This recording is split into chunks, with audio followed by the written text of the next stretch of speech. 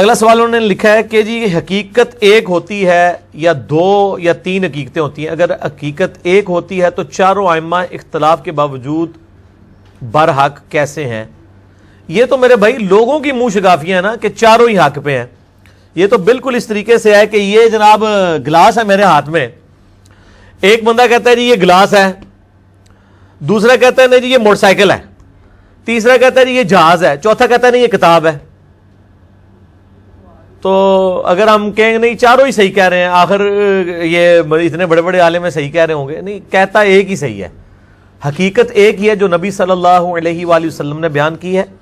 باقی ظاہر ہے کہ روایات آنے میں، تفسیر بیان کرنے میں بیچ میں ایسے جھوٹے راوی شامل ہوئے جنہوں نے اسلام کو بدنام کرنے کی کوشش کی، اس کی وجہ سے دین ٹیمپرڈ فارم میں بھی چیزیں ہمارے پاس موجود ہیں.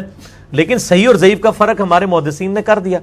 اس حوالے سے صحیح مسلم کا مقدمہ اگر آپ پڑھ کے دیکھیں، جو امام مسلم نے صحیح مسلم کا مقدمہ صحیح مسلم کا حصہ ہے جو میں نے پڑھایا ہے مسئلہ نمبر 36 کے اندر، ضعیف الاسناد اور من گھڑت احادیث کے فتنے کا تحقیقی جائزہ، امام مسلم نے صحیح مسلم کی پہلے 92 روایات اس دلیل پر لی ہیں کہ صحیح حدیث کیوں ضروری ہے اور جھوٹی حدیثیں کس طرح گھڑی گئی ہیں، اور تابعین میں کتنے بڑے بڑے کذاب ہیں جنہوں نے نبی علیہ السلام کے اوپر جھوٹ باندھے ہیں. تو تابعین میں سے یہ ابان بن ابی عیاش تابعی تھا. تو اب آپ دیکھ لیں یہ کذاب راوی ہے، اسی نے وہ روایت گھڑی ہے کہ سیدنا عمر رضی اللہ تعالی عنہ نے سیدہ فاطمہ کو شہید کیا، ان پہ دروازہ پھینک دیا، نعوذ باللہ. یہ جھوٹا آدمی ہے. تو تابعین میں بھی بڑے بڑے کذاب لوگ پیدا ہوئے ہیں. تو یہ حقیقت ایک ہی ہے. اب وہ روایتیں اگر جعلی ہیں تو ان کو اصول محدثین پہ دیکھا جائے گا. اور پھر سب سے بڑی حقیقت تو ہمارے پاس قرآن کی شکل میں موجود ہے. یہ فوراً روایتوں کے اوپر چلے جاتے ہیں. مجھے پہلے بتائیں کہ امت میں سے کتنے % لوگ ہیں جن کے عقیدے قرآن کے مطابق ہیں؟ اور یار آپ پاکستان کی 22 کروڑ آبادی میں سے 15 کروڑ سے زیادہ آبادی تو قرآن پاک کا پہلا صفحہ سورہ فاتحہ کا ٹیسٹ نہیں پورا کر سکتی. ایاک نعبد و ایاک نستعین. حدیثوں پہ تو بعد میں آئیں گے، پہلے یہ تو ٹیسٹ پورا کریں. یہ تو کبھی کسی بابے سے جا کے مانگتے ہیں، کبھی کسی قبر کے اوپر جا کے مانگتے ہیں، اور قرآن میں وہ نماز میں پڑھتے ہیں ایاک نعبد و ایاک نستعین، وہ نماز میں ہی رہ جاتا ہے. تو پہلے قرآن کے اوپر آئیں. قرآن ہماری ٹیکسٹ بک ہے. وَأُوحِيَ إِلَيَّ هَذَا الْقُرْآنُ لِأُنذِرَكُم بِهِ وَمَن بَلَغَ. اے محبوب صلی اللہ علیہ وآلہ وسلم فرما دیجئے قرآن میری طرف اس لیے وحی کیا گیا تاکہ اس کے ذریعے میں تمہیں ڈر سنا دوں، اور جس تک یہ کتاب پہنچ جائے وہ بھی اسی کتاب کے ذریعے ڈر سنائے، اسی کے ذریعے لوگوں کو تبلیغ کرے. قرآن کو لے کے چلیں نا، روایتوں کو بعد میں دیکھیں. اور روایتوں میں بھی یہ جو 2 مین کتابیں ہیں بخاری اور مسلم، اس پہ تو کم از کم اہل سنت کا اتفاق ہے. شاہ ولی اللہ دہلوی نے حجت اللہ البالغہ میں لکھا ہے کہ بخاری اور مسلم کی تمام متصل الاسناد مرفوع احادیث قطعی الصحت ہیں، ان کی صحت کے اوپر امت کا اتفاق ہے. تو پہلے یہ 7563 حدیثیں بخاری میں اور اتنی مسلم میں.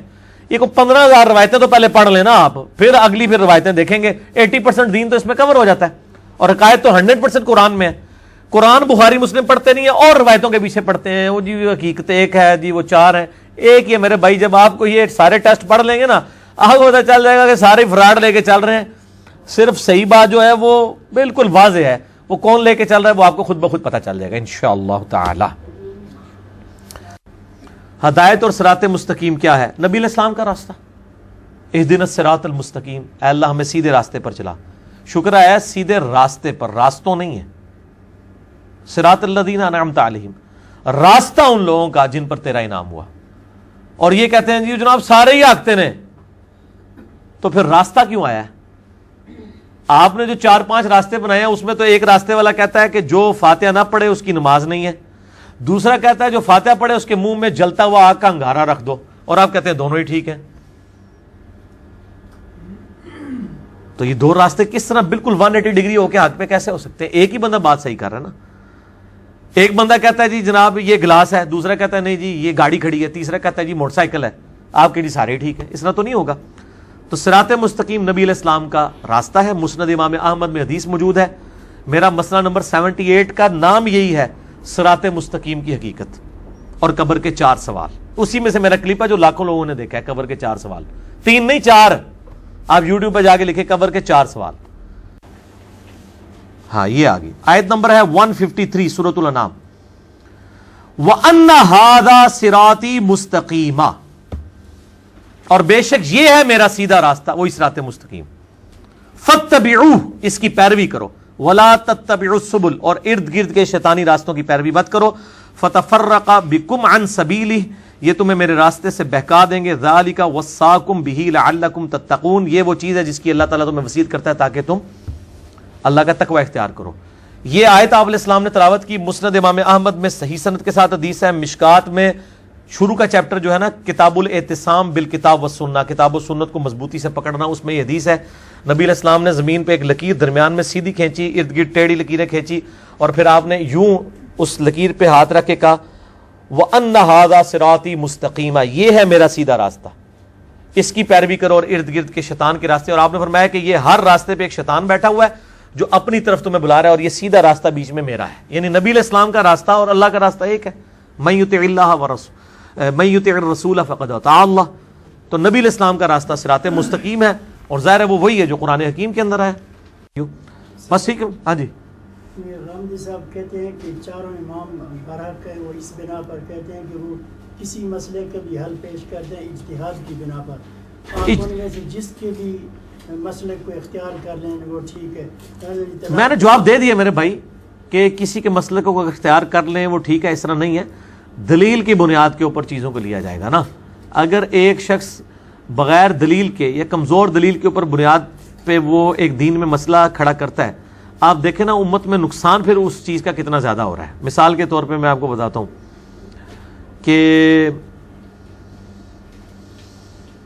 بیوی کو ہاتھ لگانے سے وضو ٹوٹ جاتا ہے، یہ امام شافعی نے ایک مسئلہ بیان کیا ہے، اور اس مسئلے کی تکلیف آج تک امت کاٹ رہی ہے جو شافعی ہیں، ہم تو نہیں کاٹ رہے، ہم تو امام بخاری کے ساتھ ہیں کہ امام بخاری نے باب باندھا ہے صحیح بخاری میں، نبی علیہ السلام کی حدیث لے کے آئے کہ سیدہ عائشہ کہتی ہیں حجرہ تنگ تھا، میں سامنے لیٹی ہوتی تھی، نبی علیہ السلام نماز پڑھتے تھے، سجدے میں جاتے وقت میرے پاؤں کو ٹو دیتے تھے، میں پاؤں سمیٹ لیتی تھی، آپ سجدہ کرتے تھے، اس کے بعد جب دوبارہ قیام میں جاتے تھے میں پھر پاؤں سیدھے کر دیتی تھی۔ اس سے امام بخاری نے یہ باب اس پہ یعنی مسئلہ نکالا ہے کہ عورت کو ہاتھ لگانے سے وضو نہیں ٹوٹتا، ٹھیک ہے جی۔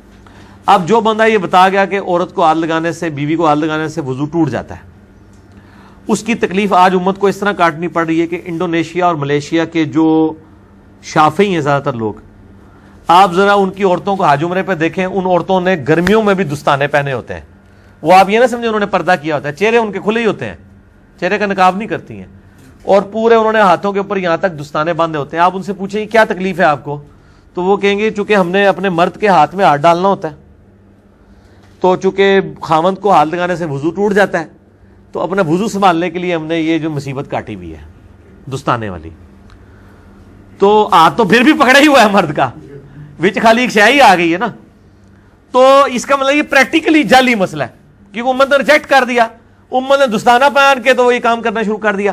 اب اس طرح کے جو جعلی مسئلے ہیں، اس طرح کے مسئلوں کا تو غامدی صاحب بھی بہت مذاق اڑاتے ہیں، جب وہ مذاق اڑا رہے ہوتے ہیں تو اس کا مطلب یہ ہے کہ امام حق پہ نہیں ہے وہ اس مسئلے میں، ورنہ تو خود عمل کر رہے ہو نا، وہ خالی نہ صرف ان چیزوں کو غلط کہتے ہیں بلکہ ان کا مذاق بھی اڑاتے ہیں کہ یار کتنی فضول سا مسئلہ ہے یہ، ٹھیک ہے نا جی۔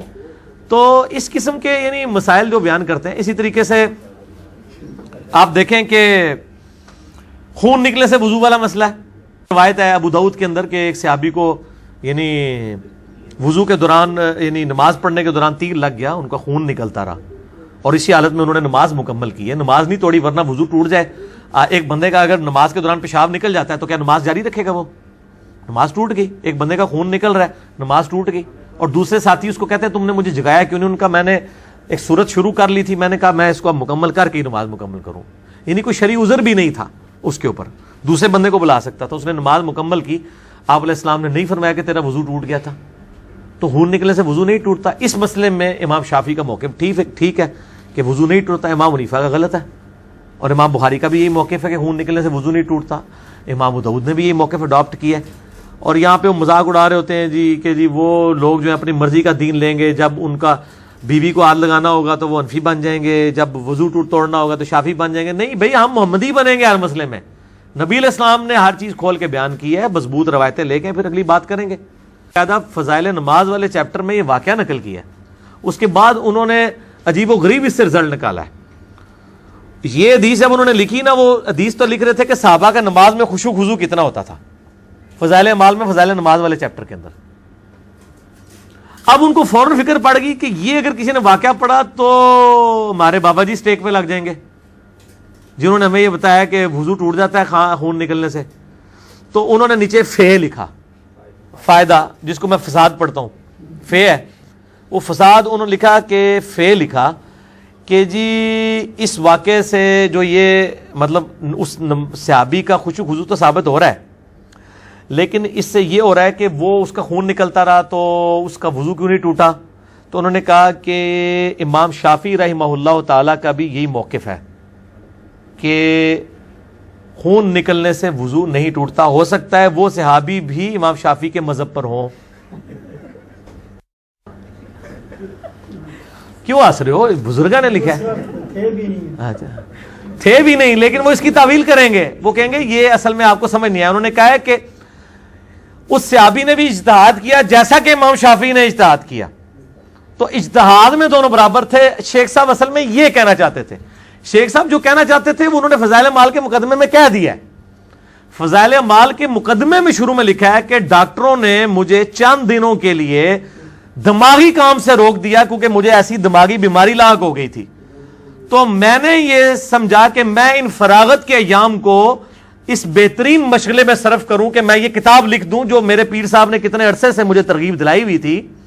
تو میں یہ کتاب نہیں لکھ پا رہا تھا, تو مجھے ڈاکٹروں نے چونکہ دماغی کام سے روک دیا, اس لیے میں نے ضروری سمجھا کہ میں ان فارغ ایام کو اس کتاب لکھنے کے مشغلے میں صرف کروں. تو یہ کتاب انہوں نے اس وقت لکھی ہوئی ہے جب ڈاکٹروں نے ان کو دماغی کام سے روک دیا تھا. تو وہ اس لیے پھر اس قسم کے جملے نکلے ہیں. تو ظاہر ہے جب وہ شرعی معذور ہیں ہم ان پہ فتویٰ نہیں لگاتے, کیونکہ صحیح بخاری مسلم میں حدیث ہے کہ جو شخص پاگل ہے یا بچہ ہے یا مجنون ہے, اگر وہ مطلب اس سے کوئی اس طرح کی حرکت ہو جاتی ہے تو اس کے اوپر کوئی شرعی گرفت نہیں ہے اس حوالے سے. تو اگر وہ انہوں نے خود بتا دیا کہ میں شرعی مریض تھا, اور اب یہ ان کو سوچنا چاہیے تھا کہ انہوں نے یہ کام کیوں کیا اس حالت کے اندر, تو اگر انہوں نے کر لیا تو اللہ تعالیٰ ان کو معاف کرے. لیکن پچھلوں کی معافی کوئی نہیں ہے جن کو یہ پتہ چل گیا کہ ایک بندے نے ذہنی توازن صحیح نہ ہونے کی حالت میں دماغی طور پہ جب ڈاکٹروں نے ان کو ذہنی کام سے روکا ہے, یہ نہیں یہ سمجھتے ہیں کتاب و سنت کا کام یہ کوئی ذہنی کام نہیں, حالانکہ سب سے زیادہ یہ ذہنی کام ہے. اس وقت یہ انہوں نے لکھا ہے, ان کی تو شاید معافی ہو جائے, پچھلوں کو چاہیے کہ وہ کان چاٹ کے اس طرح کی چیزیں نکالیں. جناب فضائل مال میں ہی لکھا ہوا ہے کہ ایک بزرگ تھے, وہ 12 دن تک انہوں نے ایک ہی وضو سے ساری نمازیں پڑھی. 12 دن تک تو یہ نہیں کسی صحابی کے بارے میں بھی نہیں ملتا, کسی تابعی کے بارے میں بھی نہیں ملتا. یہ کون سا بندہ ہے جو 12 دن تک ایک وضو کے ساتھ ساری نمازیں پڑھتا رہے؟ تو بس اس طرح کے واقعات پھر اسی لیے آئے ہیں نا میرے بھائی. بس ٹھیک ہے, اس کو کنکلوڈ کریں, انشاءاللہ باقی سوالات اگلی دفعہ کریں گے. سبحانک اللہم و بحمدک اشہد ان لا الہ الا انت استغفرک و اتوب الیک وما علینا الا البلاغ المبین. جزاکم اللہ خیر.